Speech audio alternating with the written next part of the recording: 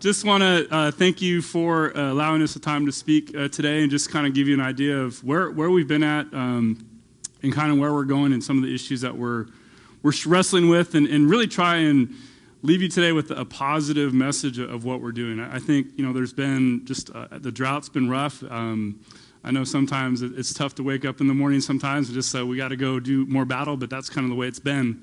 But there's a lot of positive things happening. I think it's important to try and show what those are, and then kind of demonstrate that there is a can-do attitude out here. So I think it's important. I kind of did want to throw a few jokes or stories about Tim O'Halloran, but they're probably a little past PG, so I better not do that. But first, I just really want to talk about stewardship. I think it's important to have sort of a core understanding of what really drives us.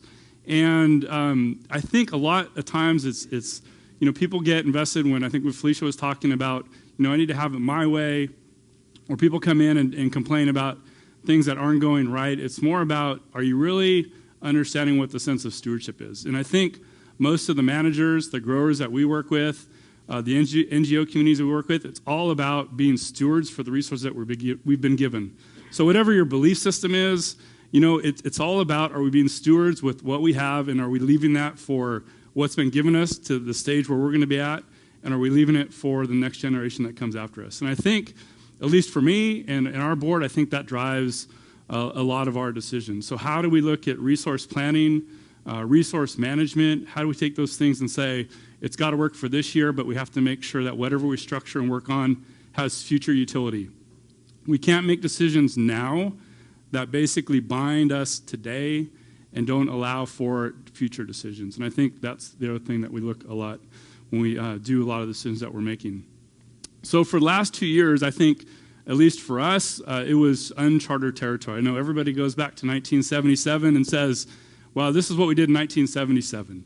And yet, everything changed since 1977. This valley looks a lot different than it did in 1977. The hydrology looked different. So when we walked into specifically 2014, we were in a year that nobody had ever really seen before. And from there, it was really, how do we start the conversation of, we don't know, we haven't been here before, we don't know decisions, how we move forward, so how do we start making good decisions that is based on good information? I think it goes to a lot of the points that Tim made earlier. Going through and looking at data that was available and saying, how can we take that and convert that into an operational plan that would work for us? And when I say us, I'm just talking about our own district. And then it was a matter of, wait a second, we have partners. We have the settlement contractors, as David mentions, about 480,000 acres. It goes from Redding all the way down to Sacramento. We have multiple diversion points. We have 30 larger districts or water agencies, and we have 170 single landowners. How do you go out there and start to tell them, here's what we want to do for the year? So getting on a call, setting up, we're in the process actually today, from all the work that we've done, of setting up a settlement contractor corporation, an entity that we can pull our whole group of folks together and better communicate, arrange deliveries, schedule deliveries, who's taking water when, how much, et cetera. So some important things have come out of a lot of our conversations. But in 2014, it was about, how do we get through this year? How do we make sure we have enough water to get through this year? How do we deal with the contracts that we have with the Bureau of Reclamation? How do we deal with our underlying water rights and make all that work? And then how do we deal with winter run salmon? And our board is a little frustrated because, wait a second, we thought everybody put fish screens on the river that would have solved the winter run problem. We were told that if we just screened our diversion, we'd see, another 500,000 to 1 million fish in the river, and that would have solved it. And then everybody else screens their diversion. We should have seen the same solution. It all should have happened. So how are we in the condition where we're at today? And I think it was not about really saying, what's the problem, what's not working. It's, well, what can we do to address it? So, I think it's always good to maybe in a back room say, how do we get ourselves here? But really it's about out in the public with our board members, talking to the Bureau, et cetera, is how do we solve the problem? So we actually got together as a group and said, we're going to schedule all of our diversions on the river for the whole year. That was never been done before. And so we put together a plan, again, working with MBK Rangers primarily, to say, we're going to schedule every single delivery from every single district for every day through the spring, summer, and fall, in order to make sure that whatever we did would align with what salmon needed and protect Cold Water Pool in Shasta. So we did that in 2014. And the result of that year, in a year that the Bureau said you get a 75% allocation, we only diverted 60% of our water. So we only took 40%. We delivered just over 1 million acre feet of water. That's it. So not a lot of water. When we're talking about 480,000 acres, if you were delivering over that service area, it's about 2 acre feet per acre. So not a lot of water. And then we said, great, this year worked. Let's look forward to 2015, and all of a sudden 2015 is just as bad. So again, we went and did the same sort of thing. Let's pull our group together. We had already put it together from 2014. We had a structure that worked, and we said, let's use it again. So we did a similar deal in 2015. And that year was even more challenging. You know, I mean, sometimes it's a bad memory. You just kind of want to let it go and not think about it anymore. But we worked on it, put together a program. Even through the summer, we limited our diversions in order to protect winter run. So it gets back to, I think, this point of stewardship. What are we doing and why are we doing it? And I think the last 2 years, while challenging, had a bit of success. I think there's going to be different opinions about really what happened to winter run, but I like to say we'll know next year what really happened when they come back. And so going into this year, I think we face another third year. And I think obviously all of us in the room, I think we're hoping that, well, we're going to get a lot of snow. El Nino's going to come save us. All the pressures that we have are going to be gone. And it'll be a good, easy year. We'll get the break that we need, go on the vacations we always wanted to go on, et cetera, et cetera, et cetera, right? And all of a sudden we're, buying more bottles of wine, taking more aspirin, whatever it is to get through it. But I think, this year where we sit today, it's going to be just as challenging, if not more challenging, than the last 2 years.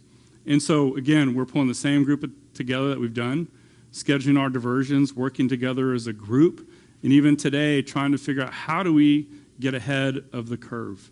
One of the challenges that we have is, as settlement contractors, we get the opportunity, I shouldn't say we have to, but we get the opportunity to work with state and federal government. And unfortunately, that wheel is not well greased. And so we find ourselves a lot in the middle of trying to go talk to state agencies, so California Department of Fish and Wildlife on fishery issues.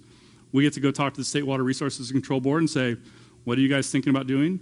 We get to go talk to the National Marine Fisheries Service, who has a little bit different opinion than California Department of Fish and Wildlife Service, ask them what they're doing, and then we got to go talk to the Bureau of Reclamation saying, you need to get information out about how we're going to operate this year. So part of our role really is we have to bring all these people together because they're not coming to us.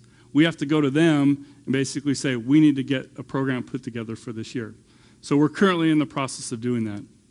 Like I was saying, I think this year is going to be even more challenging than it's been the last 2 years. We've had things thrown at us like, for example, this year you may not be able to get to divert any of your water till June 1st. And as a group of settlement contractors, I think you know what the response would be if you were told you can't have any of your water till June 1. So we have a few issues we need to work through this year.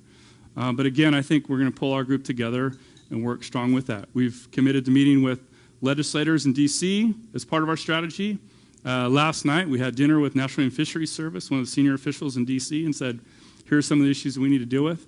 And then it becomes, how do we be long-term partners? It's not about you make a decision today and you win or lose today. It's about how do you make decisions that deal with the issue of a long-term strategy, a long-term partnership. So as we work with the agencies, we see that as the vision.